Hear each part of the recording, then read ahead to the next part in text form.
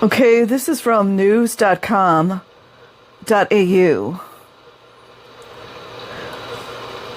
Make sure I'm on here.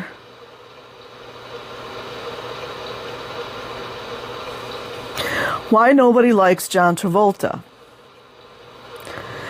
Decades of controversy and hiding in a strange religion.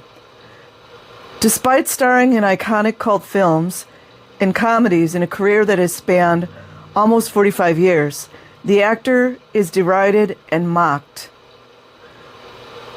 Date November 19th, 2018. After 44 years in the business, 44 is a death number, you'd think Travolta would have earned some appreciation. On paper, he has done it all. He's a fantastic actor with a diverse career, and despite a few flops, he has enough face-offs and Grease's Saturday Night Fevers, Get Shorties, and Pulp Fictions to deserve some respect. But for a man who should be enjoying titanship of laudation, accolades, and standing ovations, like one Leonardo the humanitarian DiCaprio, you guys know it's all a show, right? You guys know it's a show. And you know a lot of them are doing rituals.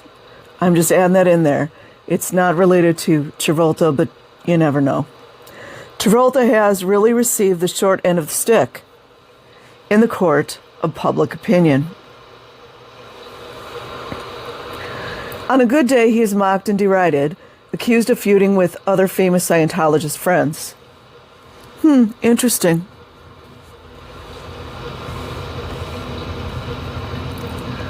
On a bad day, rumors circulate of dangerous sexual escapades, decades of concealing his sexuality, and allegations he assaulted 2 masseuses in late-night spas. It's up to, last time I checked, you guys, it was 7 masseuses, and also, trying to remember her name. A female child actress came out and said that he's a monster. She accused him of it as well.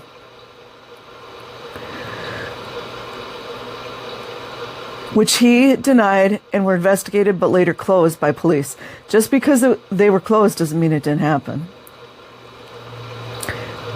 Behavior that is more Vincent Vega from Pulp Fiction than it is Danny from Grease.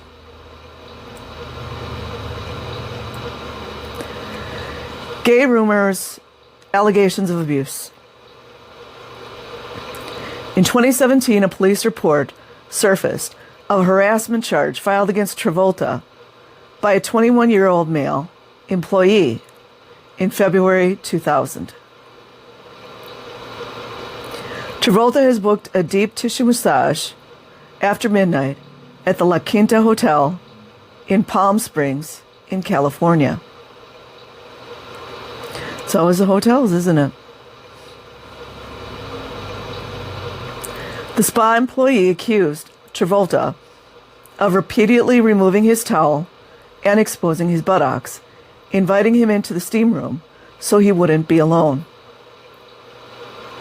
See how they trap people? Telling the masseuse he was attractive and he was excited and dropping his own towel while standing.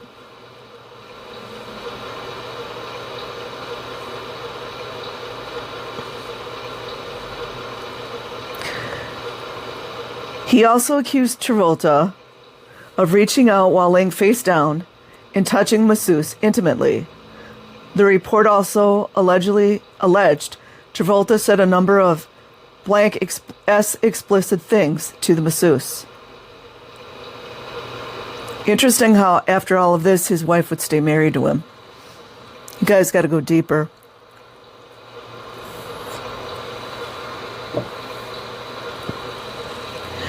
The report concluded the complaint did not meet the requirements for S battery.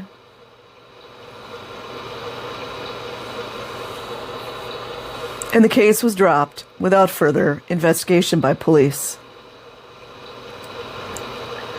Around the same time, a second allegation emerged when another unnamed spy employee claimed Travolta assaulted him late at night in similar circumstances. They always have an MO. They always have an MO. The way they do things. Just like we're seeing coming out with what's his name? Russell Brand. Assaulted him late at night in similar circumstances. But the case fell apart after Travolta provided a strong alibi that proved he was in another city at the time. I mean, those can easily be made up. I'm just saying, I'm just adding my opinion.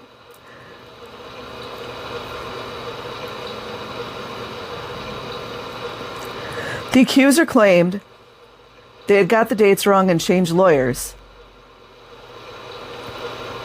claiming to have substantial documentation and numerous witnesses regarding the substance of Travolta's actions, but the case was not picked back up. You see what happens?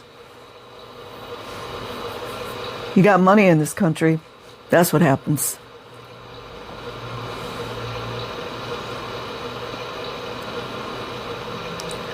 Co-pilot alleges 6-year affair. In 2014, John Travolta's co-pilot, Doug Goterba, came forward to claim that he and the actor, who has always professed his undying love for the skies, conducted a 6-year affair when he worked for him in the 1980s.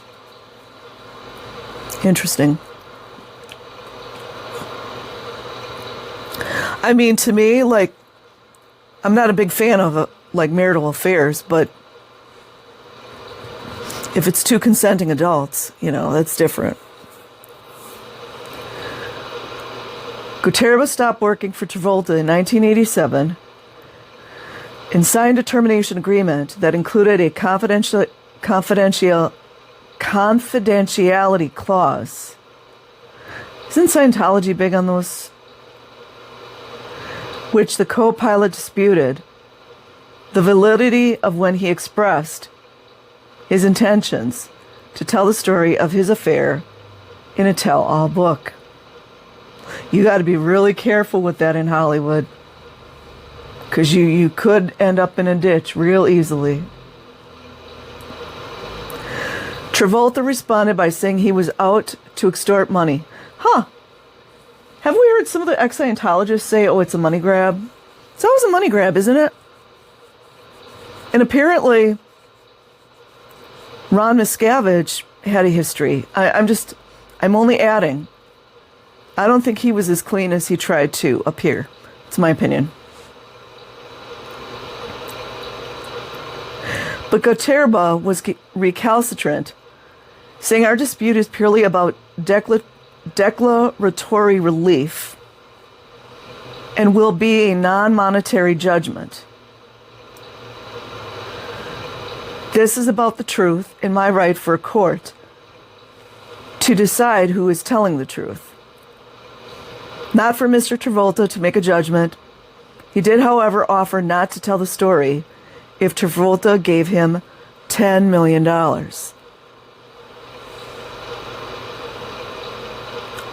I would want to vet it out, but you never know. Douglas Goterba claimed he was seduced by Travolta. He's handsome. Risky S Adventures. You guys know what the S stands for. A former Scientology devotee and friend of Travolta and his wife, Kelly Preston, Mike Rinder. I didn't know he was friends with them. Offered speculation on the Church of Scientology's attitude towards homosexuality. This is Mike giving us so many gems.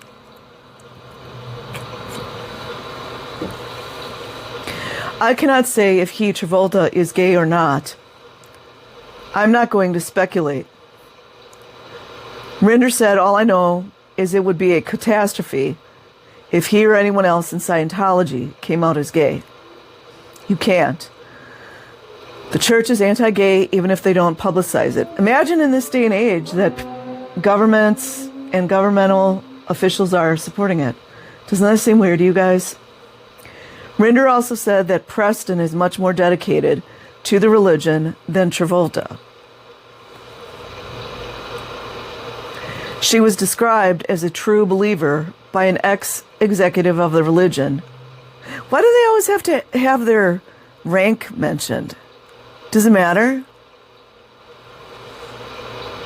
An ex-executive of the religion, Karen de la Carriere, who said Preston was either deluded or more likely just deaf to her husband's extramarital behavior.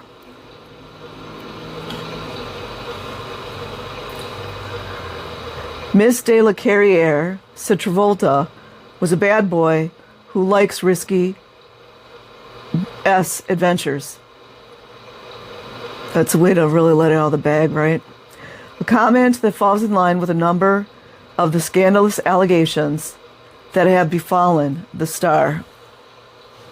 Apparently everybody's talking about his beret now. Who cares?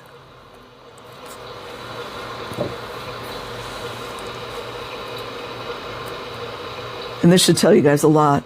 If you know, you know. Gawker obtained documents.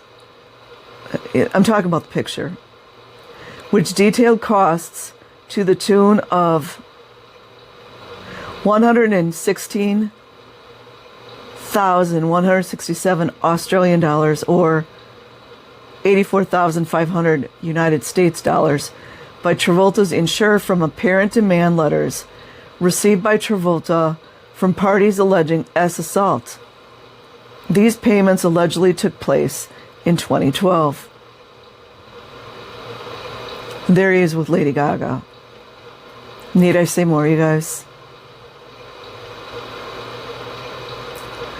Speaking to the New York Times journalist in 1983, ahead of the release of Staying Alive, the sequel to his breakout movie, Saturday Night Fever, Travolta managed to get hyper S, you all, when asked about his acting, and grab and kiss a confused female fan.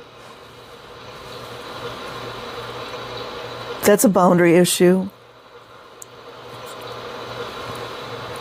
Wasn't Katy Perry doing that to her fans? Go look into that. It's not good. And I've seen Madonna do that to some of her fans, too.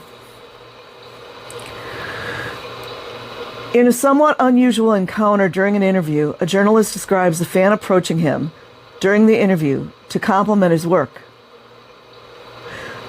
And he did it again, you guys. This is kind of reminding me of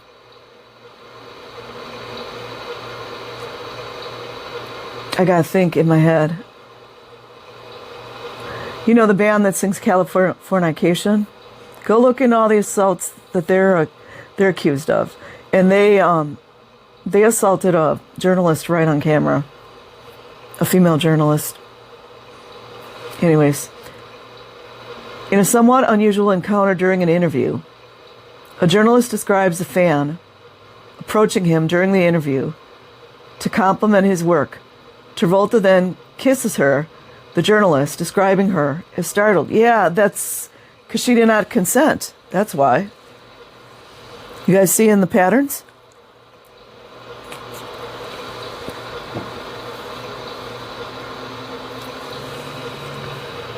Having the hardest time remembering names right now. I hope it comes back eventually. The journalist then asks Travolta about the response to his body and the training he did to get in shape for the film. I like sex, and I feel actual. So if that's coming across then, he goes off into a total different tangent. I don't want to deny people's perception. He told the interviewer, I think it's a compliment if people see me that way, and I don't find it limiting.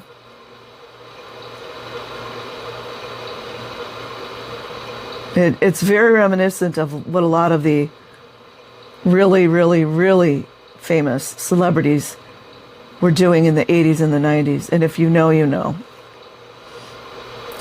The sexually charged turn of the interview seemed unrelated to the consequence of the subject matter facts. Travolta being asked about his ability to be taken seriously as an actor. And then he goes off into the S-talk. Travolta had needed to get back into dancer's form after 6 years had elapsed since playing the nighttime dancer, Tony Manero. I always liked the which one was that? Saturday Night Live and no, not live. Saturday Night Fever. But go and look into when Tony Manero is walking down the street eating pizza and wearing red shoes.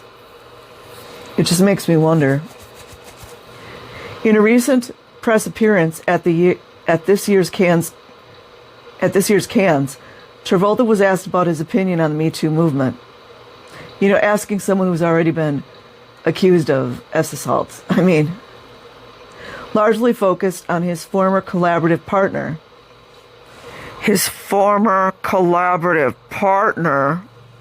Harvey Weinstein, with whom he made the film Pulp Fiction. Amanda Bynes was the one I was trying to think of. She accused him of it as well. Andy Kaufman. Audience member asks how he dealt with failures like Battlefield Earth. Picasso had sketches he didn't sell and weren't as popular as other things. And then asked about Me Too movement and what's happening in Hollywood. This is 2018. Travolta says the truth is, listen to this, you guys. The truth is, I don't know a lot about it. He didn't know a lot about it, everybody. Is it trying to minimize what's going on? Because it's my question. Because he views himself as a citizen of the world. Is that distraction, you guys? Just like he distracted the journalist when she asked him about his acting. Where have we seen distraction before, you guys? So because Travolta's a citizen of the world, he doesn't have anything to say about Me Too movement. Views himself as a citizen of the world and doesn't think a lot about gender or race. Huh, how interesting. With all that's going on right now. Travolta responded, the truth is, okay, I don't need to read that twice. There's a picture of him, Travolta, Uma Thurman, Quentin Tarantino. I, years ago, heard some really dark things about Tarantino. I won't talk about on the internet, but it was dark. Lawrence Bender and Harvey Weinstein are pictured together in Cannes 2014. Where's Paul Haggis? Travolta's Scientology faith or fear. Allegations of concealed you know what, have persistently dogged John Travolta, who has been married to Kelly Preston for 27 years. In the same year they wed, before the battery allegations surfaced, a 1991 Time magazine cover story alleged that Travolta engaged in promiscuous homosexual behavior and would be outed if he were to defect from the church. I mean, honestly, to me, it doesn't make sense because for how long has it been okay for people to be out? It's been a while, right? Especially for the male. Well, I mean, for everyone, but I think males got it really badly back in the day. The article alleged scandalous relationships with male porn stars. And you know they're abuse victims as well, right? That had resulted in the actor being extorted and intimidated. And there's another one, you guys. There's some really bad things that happen to people that are in that business, and a lot of them are trafficked, in case you guys didn't know that. They characterized a situation where Travolta, currently disillusioned with many operational elements of the church, so he's asking questions, now found himself in too deep to expunge himself. So this is all like hearsay. It reminds me of how many former female Scientologists were accused of being porn stars. If you guys, that's the thing I'm seeing here. Without being exposed by other church members who knew of his secret proclivities, like assaults. It really kind of makes me wonder, what did Kelly go through? You know what I mean?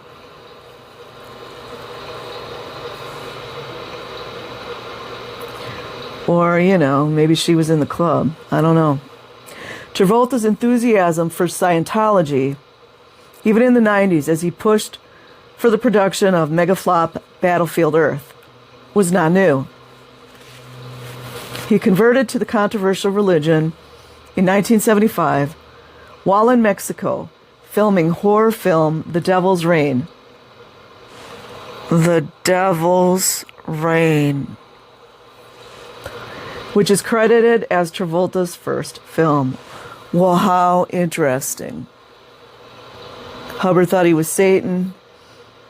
Travolta's first film was The Devil's Rain. I mean, come on.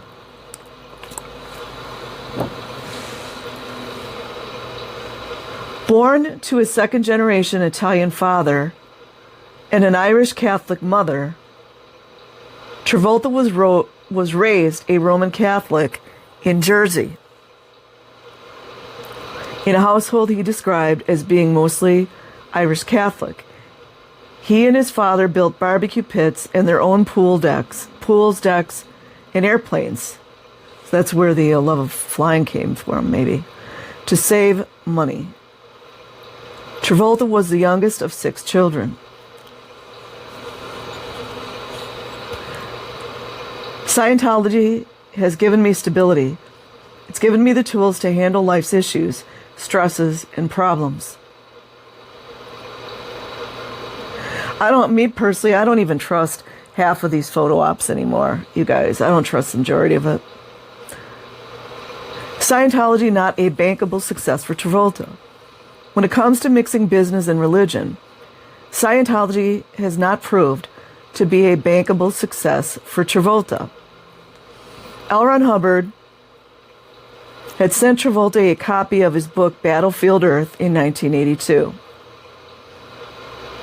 But Travolta's career was in a state of floundering after a number of flops after his early success in the late 70s. This included his second film with Olivia Newton-John, Two of a Kind. That doesn't look real to me, you guys. It just doesn't look real. It looks very fake. Only they know, or they knew, I should say. But in 1995, Travolta starred as Vincent Vega in Pulp Fiction. That movie upset me. Everybody else loved it. It was so violent. Oh, I can't watch all that violence. And saw his career and fame undergo a Lazarus-type resurrection, garnering him enormous commercial success and an Academy Award nomination for Best Actor. Hubbard, having eyed Travolta for the film years earlier as the young star had become an ardent and prominent supporter of the religion, saw his ability to push the film into production as an important linchpin for marrying his faith with his wealth. But Hubbard died in 1986 before being able to see the film produced. Travolta took the reins following his Pulp Fiction success, shopping a screenplay to MGM and Fox, but both passed due to numerous issues. As one studio executive put it, on any film there are 10 variables that can K you. On this film, there was an 11th, Scientology. It just wasn't something anyone really wanted to get involved with. Even back then, people didn't want to touch Scientology. But Travolta had blind faith when it came to the film. Battlefield Earth is the pinnacle of using my power for something, he said at the time. I told my manager If we can't do the things now that we want to do, what good is the power? Oh, so he's got power. You guys catch that? John Travolta plays an evil giant humanoid alien called a Psycho. Oh, there's another reference to Psycho. So Tom Cruise, the movie American Psycho allegedly was modeled after him. And now Travolta's playing a role called Psycho? Huh. The film was eventually brought to life by a newly founded company, Franchise Pictures. I wonder if they were Scientologists. Which was headed by a nightclub owner and former dry cleaning mogul named Ellie Samantha. That's an interesting, two different kind of businesses. He built a career on rescuing big movie stars' pet projects that had floundered under the nervousness of studio executives, unable or unwilling to realize their dreams. Acknowledging that he faced some criticism when securing financial backing and general support for making Travolta's film, Samaha detailed his methods for drowning out the negativity. I would yell at everyone, "This is a science fiction film starring John Travolta," again and again. Travolta played many roles in the production of the film, including becoming a location scout. He reportedly flew his own private jet around to various possible shoot locations. Imagine having a jet, an airplane flying license would come in really handy in Hollywood. He also was instrumental in the hiring of on-set staff, including choosing a director. He initially approached Quentin Tarantino, who declined, the cinematographer, screenwriter, and most of the lead actors. Travolta said in a promotional interview that he saw Battlefield Earth as being like Pulp Fiction for the year 3000, because I thought that Pulp Fiction was entertaining, but it was very evil in a lot of ways. Yes, it was.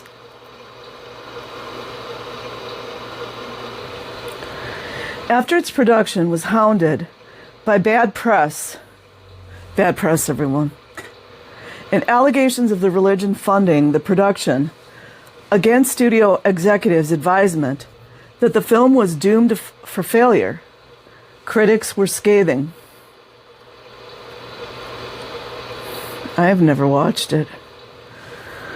Despite all accounts that the Church of Scientology had little involvement in the film, the release date happened to coincide with the 50th anniversary of the release of Hubbard's Scientology book, Dianetics, The Modern Science of Mental Health.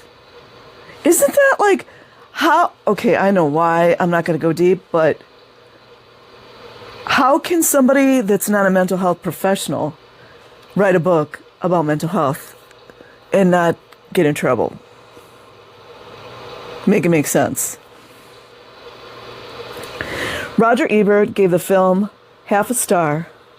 Some movies run off the rails. This one is like the train crash in The Fugitive. He wrote in the Chicago Sun-Times, I watched it in mounting gloom, realizing I was witnessing something historic.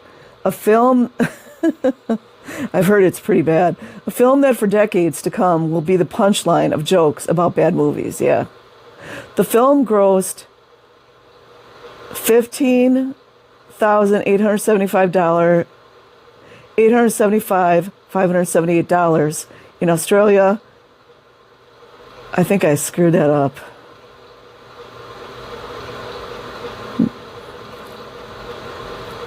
I think that's, you guys, I don't know what that is. Let's see, 15. Maybe that's 15 million. And then in the US, I think 11 million. Yeah. I'm not going to read the whole thing because I'm getting confused. On its opening weekend, then flattened to 1,374,721. 1 million in the United States by its third week in cinemas. Okay, I'm not going to keep reading all these. The numbers went down, as far as people watching it. Travolta recently said about Battlefield Earth, Picasso had sketches he didn't sell and weren't as popular as other things, which is indeed very true. Oh, I called this person Andy Kaufman earlier. It's Amy Kaufman. Okay, I'm not going to read those again because I've read them already. In this same interview, the reporter said she found it impossible to be called upon to ask a question. Where have we seen that before? And somebody in the crowd of journalists referred to Travolta as master. Oh, that name or that word always comes up, doesn't it? Well, I guess that's it. It stopped. So that's it, you guys. I will leave a link in the description box. Like and subscribe if you choose. Peace.